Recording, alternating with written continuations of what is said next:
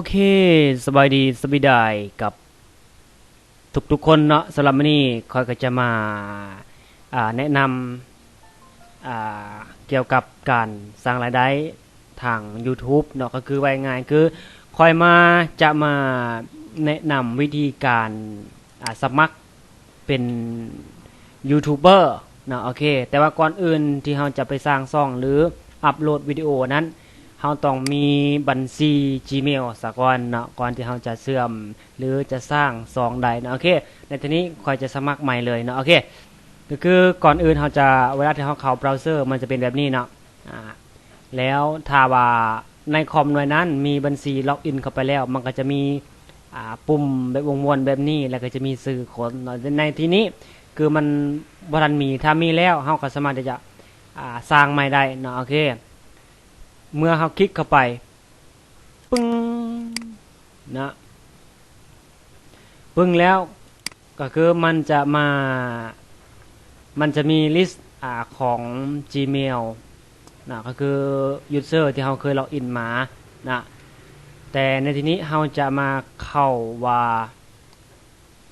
ใส่บัญชีอื่นนะโอเคแล้วเราจะมาสร้างเนาะจะมาสร้างบัญชีใหม่นะคือชื่อโอเคนะตอนนี้ค่อยได้ใส่ข้อมูลทุกอย่างสมบูรณ์แล้วนะโอเคสมบูรณ์แล้วเขาก็ลองทัดไปนะโอเครหัสผ่า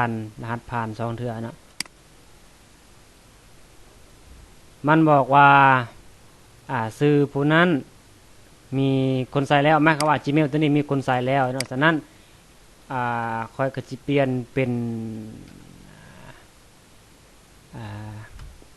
321ซะไปโอเคเนาะแล้วก็เข้าไปยังบ่ได้อีกโอ้โห2019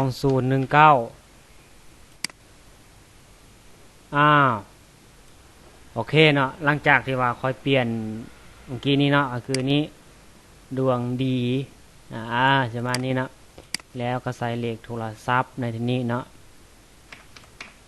ซับมันตัวใดตัวนี้วะเก้าเฮ้ย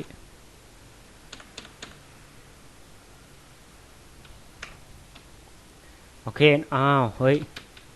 มือลั่นแล้วโอเคหลังจากนั้นเราก็ใส่ประมาณนี้เนาะมีเบอร์โทร Gmail สำรองถ้าเรามีเราก็ใส่ถ้าบ่มีก็บ่ใส่เนาะเพจผู้ใส่เข้าไปเน็กนะโอเคมันจะส่งตัวนี้มึงใส่บ่ตัวนี้เบอร์โทรนะมึงใส่ป่ะมาดูโอเคเนาะคือตอนนี้มันจะส่งรหัสยืนยันไปยังเบอร์โทรอันนี้เนาะโอเคเนาะหลังจากนั้นเราก็ยืนยันไปปึ้ง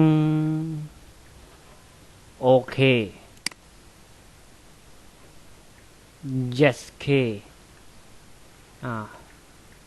ยอมรับโอเคท่านผู้ชมตอนนี้เขามี Gmail แล้วเนาะโอเคนี่ Gmail ของเราเป็นที่เรียบร้อยแล้วนะโอเคขั้นตอนต่อไปคือเราจะไปสมัคร YouTube กันเลย